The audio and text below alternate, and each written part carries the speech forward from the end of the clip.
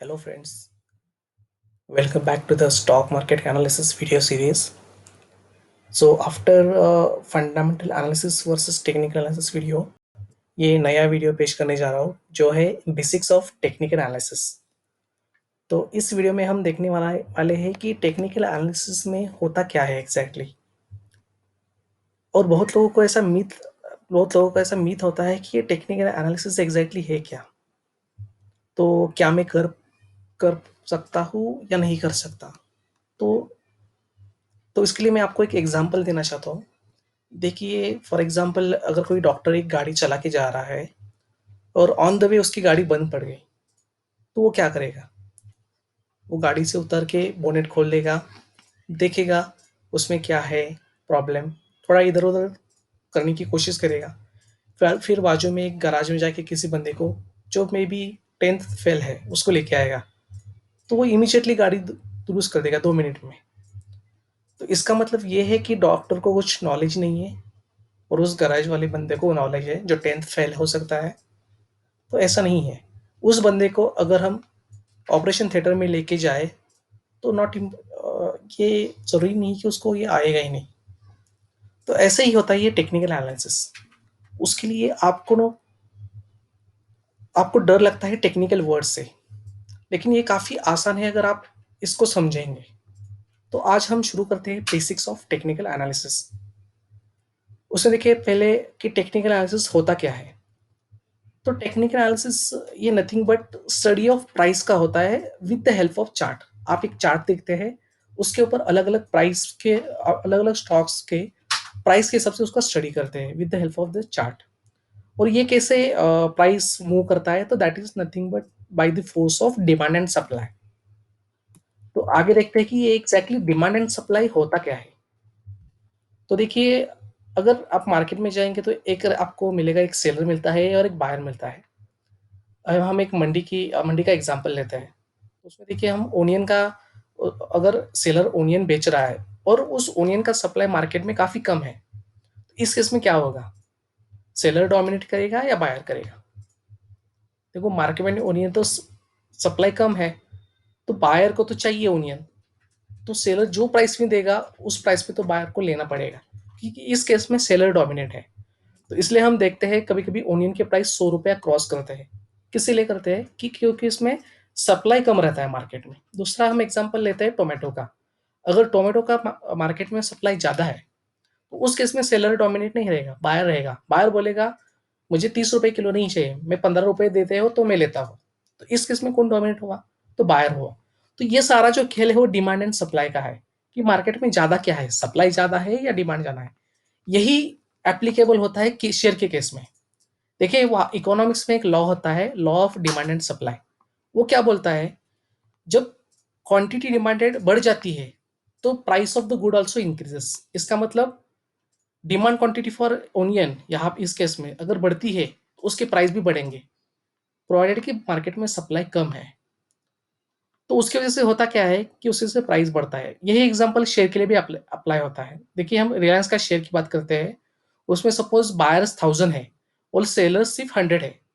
इसका मतलब buyers are willing to buy share at any price, इसलिए वो हायर क्वांटिटीज में है और सेलर सिर्फ 100 है। तो यहाँ पे डोमिनेट कौन रहेगा? सेलर रहेगा। तो जिस प्राइस में देगा उस प्राइस में बायर लेंगे। तो वही rule of demand and supply apply होता है शेयर की केस में भी। और टेक्निकल लैंग्वेज में उसको बोलते हैं बीड प्राइस। जब आप देखेंगे कोई भी टेक्निकल एनएससी की वेबसाइट में या मनी कंट्रोल में, तो वहाँ पे बीड प्राइस करके शेयर के अंदर लिखा आता है। तो उसका मतलब क्या है कि डिमांड उसका कितने लोगों का है, कितने शेयर्स का है, तो वो बोलता है बीड प्राइस। और इसके एग्जैक्टली अपोजिट रहता है सप्लाई। सप्लाई का लॉ ऑफ डिमांड क्या रहता है आपका? कि अगर रिलायंस के केस में हम देखें, अगर बायर 100 ही है और सेलर 1000 है, तो उस केस में आपके बायर्स डोमिनेट करेंगे क्योंकि मार्केट में सप्लाई ज़्यादा है आपका। तो इस केस में शेयर की प्राइस क्या होगी? डिक्रीज हो जाएगी। इसको ही बोलते हैं ask price in technical language. तो ये होता है डिमांड एंड सप्लाई, और इसकी वजह से शेयर की प्राइस ऊपर नीचे मूव हो जाती है बेस्ड ऑन ये law of demand and supply.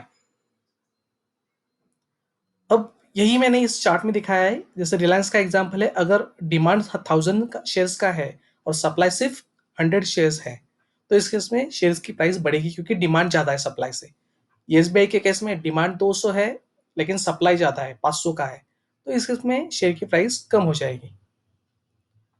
अब ये देखिए, ये चार्ट है कोई भी एक शेयर्स का, देखिए तो इस चार्ट में ये प्राइस की मूवमेंट्स है। ये चार्ट के ऊपर इस एक्सिस पे है प्राइस और एक्स एक्सिस पे है time. So with respect to time ये प्राइस का एक्शन कैसे हुआ है, इसका ही एनालिसिस हमको करना पड़ता है टेक्निकल एनालिसिस में। अभी इस केस में देखिए, ये प्राइस नीचे नीचे गिर के आ रहा है, क्यों आ रहा होगा? शायद यहाँ पे आपका जो सप्लाई है वो सप्लाई आपका ज़्यादा है और डिमांड कम है, इसलिए आपका ये प्राइस नीचे नीचे आ रहा है। और यहाँ से देखिए ये शेयर का प्राइस बढ़ रहा है, क्यों बढ़ रहा होगा? शायद यहाँ पे डिमांड ज़्यादा है, जो हमने ऊपर एग्जाम्पल में देखा था प्याज की केस में और टोमेटो के केस में। यही होता है शेयर की केस में भी, आपका प्राइस डिपेंड रहता है डिमांड और सप्लाई फोर्स कौन सा ज़्यादा है। क्या यही एक डिमांड एंड सप्लाई डिसाइड करता है शेयर का प्राइस? उसके लिए काफ़ी और भी पैरामीटर्स रहते हैं, और भी फैक्टर्स रहते हैं जो प्राइस को अफेक्ट करते हैं। तो वो कौन से हैं? पहला है डिमांड सप्लाई, जो हमने देखा अभी।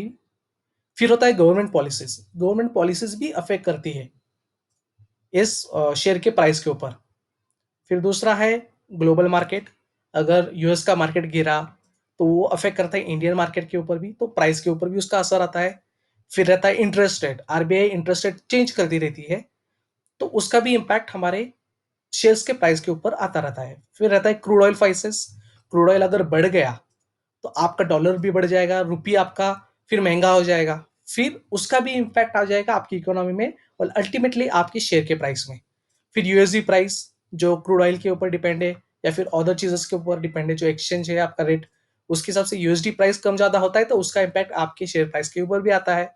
फिर होता है वॉर लाइक सिचुएशन अगर होती है, इंडिया चाइना वॉर है, कोई डर का माहौल पैदा होता है, तो उस टाइम भी वो अफेक्ट करता है आपकी शेयर के प्राइस में। फिर बजट रहता है, फिर क्वार्टरली रिजल्ट्स भी रहते हैं कंपनी के, वो भी अफेक्ट करते हैं आपके शेयर प्राइस पे। फिर कोई न्यूज और रूमर्स मार्केट में आ गई तो वो भी अफेक्ट करती है आपके शेयर प्राइस के ऊपर। और फाइनली ग्रीड एंड फियर।